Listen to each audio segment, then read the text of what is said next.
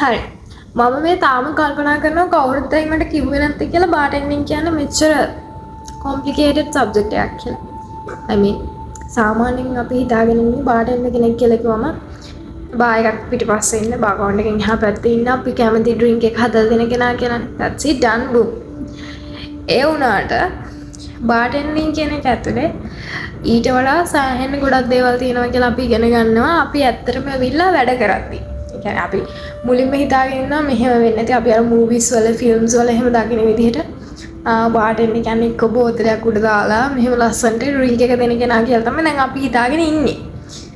මුලින්ම අපි ඇවිල්ලා වැඩ කරන්න කලින්.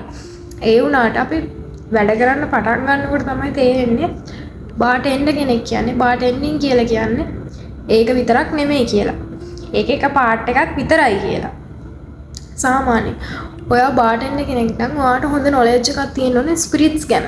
ඊට පස්සේ කොක්ටේල්ස් ගැන, ඊට පස්සේ glasswares, modern techniques, ඒ වගේම flavor pairing. ඒ කියන්නේ මේ ෆ්ලේවර් එක මේකත් එක්ක ගැලපෙනවා මේ ෆ්ලේවර්ස් දෙක යනවා sweetness, sweet, sour මේවා කොහොමද ගැලපෙන්නේ? ඒව ගැන ඔයාට හොඳ නොලෙජ් එකක් තියෙන්න ඕනේ. බා හිස්ටරි එක ගැන ගෙස් කෙනෙක් ස්ටෝරි එකක් කියන්න ඔයාට නොලෙජ් එක තියෙන්න ඕනේ. කියන්නේ ගෙස් කෙනෙක් එක්ක කන්වර්සේෂන් එකක් බිල්ඩ් අප් කරගන්න පුළුවන් වෙන්න ඕනේ. ඒ වගේම දැන් හිතන්නකෝ අපි මොකක් හරි කොක්ටේල් එකක් හදනවා කියලා. ඔයා බාටෙන්ඩර් කෙනෙක්. ගෙස් කෙනෙක් ඇවිල්ලා ඔයාට මොකක් හරි කොක්ටේල් එකක් වගේ ඉල්ලනවා කියලා. ඒතකොට ඔයාට පුළුවන්ද මම මේ ජාති ටික දාලා බලමු කොහොමද මේකේ රස කියලා. එහෙම කරන්න බෑ. එහෙම කරන්න පුළුවන් ඔයාට නොලෙජ් එක තියෙනවා නම් මේ ෆ්ලේවර්ස් මේකත් එක්ක යනවා මේ ෆ්ලේවර්ස් දෙක එකට ගැලපෙනවා. එහෙම නොලෙජ් එකක් තියෙනවා නම් ඔයාට ඒ විදිහට කරන්න පුළුවන්. ඔයාට ඒ විදිහ කිසිම දැනුවත්කමක් නැත්නම් ඔයාට ඒ විදිහට එහෙම මේ જાති ටික දාලා බලමු රහ වෙයිද නැද්ද කියලා එහෙම කරන්න බෑ. එතකොට ගෙස් ඩිසපොයින්ට් වෙනවා.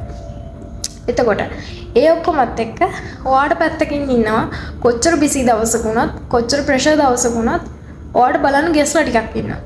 එතකොට ඔයා ඒ ගෙස්ලාව බලන්නත් ඕනේ.